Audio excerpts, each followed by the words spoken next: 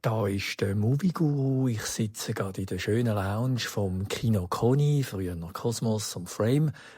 Jetzt heisst es ja Kino Koni bei uns in Zürich. Tolles Kino. Ich habe gerade den Film Tuner gesehen. Auf Englisch der Piano Tuner. Und der englische Titel sagt es ja schon. Es geht um den Klavierstimmer. Den Dustin Hoffman sehen wir endlich wieder mal im Kino. Rain Man und so weiter. Die Reifeprüfung bei Graduate. Also schön, ihn wieder einmal zu sehen.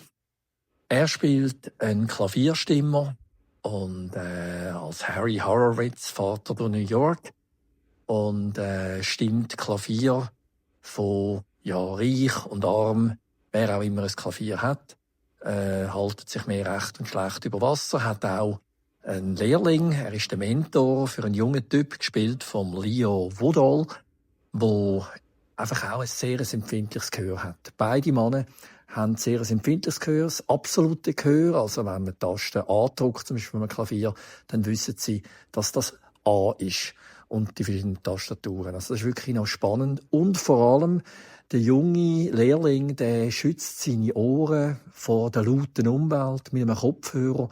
Und das gibt dann auch immer im Film wieder tolle Szenen, wo man eigentlich Alltagssituationen sieht, dämpft, dank der Kopfhörer. Man sieht eigentlich die Welt aus der Sicht von dem jungen Klavierstimmer. Und zusammen tingelt es da umeinander, bis eines Tages der junge Klavierstimmer einmal in einer Villa ist und mit ein paar dubiosen Typen zu tun bekommt, wo ihm dann ein Angebot machen, weil sie sehen, was er mit seinem Gehör alles anstellen kann. Ich sage Verbrechen, ich sage Safe knacken, ich sage Tresor öffnen. Ich will Details nicht verraten, aber er kommt dann ein bisschen auf die schiefe Bahn, merkt aber, dass er natürlich mit dem Öffnen von Tresor viel mehr Geld kann verdienen als nur mit Klavierstimmen. Und das bringt ihn dann auch immer mehr in Bedrohung. Er hat zwar dann Geld, was er mit dem Geld anstellt, will ich jetzt auch nicht verraten. Und es geht auch noch um ein Love Interest. Das ist auch noch eine Liebesgeschichte, die erzählt wird.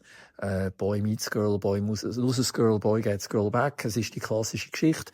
Haben wir eigentlich schon 100-mal gesehen. Aber spannend an dem Film ist einerseits die Besetzung bis hin zum Jean Reno, der auch noch einen Auftritt hat. Ewig nicht mehr gesehen im Kino. Das ist so Wiedersehen macht Freude Film. Wenn man ins Kino sitzt, kann man den schauen.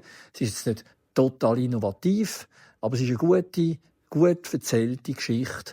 Und das macht doch Spass, dem Film Tuner eine Chance zu geben. Schön auch der Dustin Hoffman, der wieder mal zu sehen ist, der Leo Goodall und seine asiatische Freundin, die geben ein schönes Liebespärchen ab. Also ich denke, das ist wirklich gutes Unterhaltungskino für einen schönen Kinoabend.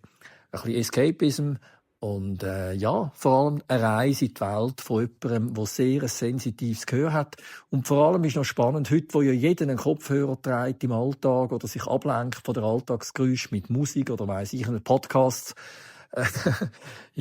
dann macht es eigentlich Sinn, so eine Heldenfigur zu sehen, die in Bedrohung geraten und vor allem sein Gehör auch abschirmt von der absoluten Welt. Und ist ein starker Film. Auch das Klavierspielen kommt sehr schön zum Zug. Er hat nie die Dramatik von einem Film wie zum Beispiel Whiplash, wo dann wirklich massiv tiefer geht. Gegen den Schluss wird es aber doch dramatisch. Also mir hat der Film gefallen. Ich finde ihn empfehlenswert, auf jeden Fall. Wenn man ihn nicht im Kino sieht, dann verpasst man halt die schönen, tollen Szenen von der entfremdeten Welt. Man kann ihn natürlich auch im Streaming schauen. So viel von der Front. Viel Spass im Kino.